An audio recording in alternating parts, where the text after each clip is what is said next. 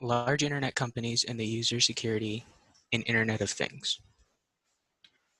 Thanks to advances in technology, we are now capable of owning devices that can connect and share vast amounts of information with each other with little to no human interference. However, with increased connectivity comes increased vulnerability. That being said, where do the companies that sell these products stand when it comes to the security of the consumer? Should large internet companies be required to provide pre-installed security systems into their devices sold to consumers worldwide? Large internet companies should be required to provide pre-installed security systems in their devices because it would create safer products for consumers as well as benefit business for companies. As outlined by Geyer M. Koyen and Mohammed Abamhara, common forms of attack include, but are not limited to, eavesdropping, traffic analysis, data mining, and DDoS attacks, which give attackers the ability to steal information from users' devices and prevent them from working properly. These various forms of potential attack show that without proper protection, user data is vulnerable. However, it is not only external sources from which attackers can show up, but also internal ones.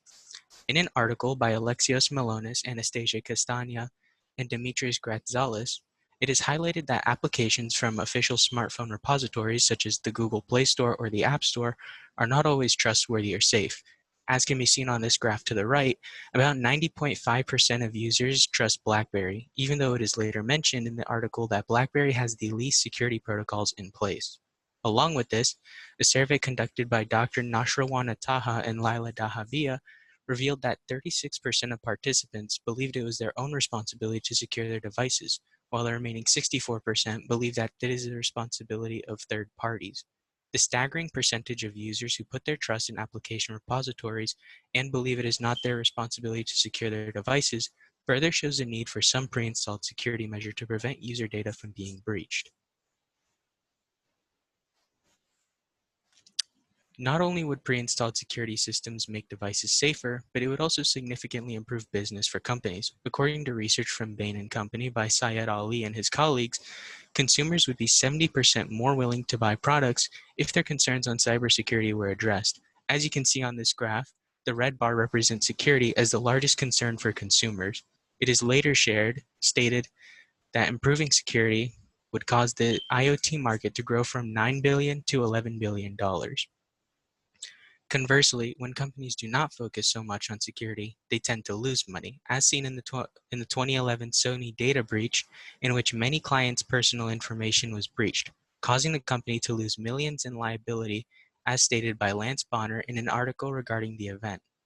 Although this does not relate to the IoT specifically, it still shows just how detrimental breaches are for companies and why they should be avoided at all costs. As you can see, the obvious economic benefits as a result of safer consumer devices makes the investment of pre-installed security systems difficult to ignore. The implementation of pre-installed security systems in products sold by large internet companies would be strictly beneficial for both the company and the consumer. While yes, implementation of such security would require more investment on the company's part, the added cost would be worth it if it means better business and safer devices. What questions do you have? And I do have two questions. First question, my computer would work. First question, how valid and reliable were the sources that you used, and then how do you know that they were?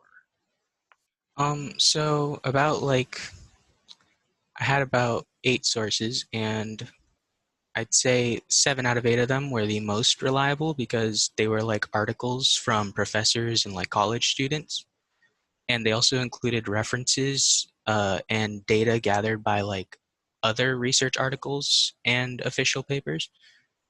And as for that other one, the last source, I'd say it was pretty reliable because it came from a news article online that I thought was reliable because it had the people who wrote it were professors as well. Okay, and last question, what advice would you have for researchers who consider this topic? I would say security would probably be the easiest aspect of this topic to go into because originally uh, I was doing, or like my original question was something along the lines of should companies be required to like explicitly warn consumers of like, uh, of like, um, of the cyber risks that having multiple devices would show. And when I actually went to look that up, I found like lots of, or I didn't find lots of legal things. Like, like I didn't really find many like laws or like acts or requirements or anything like that that would specifically say something on the company's part to make users or to warn users about cyber risks. So I found security to be just way easier to to uh to research. Okay.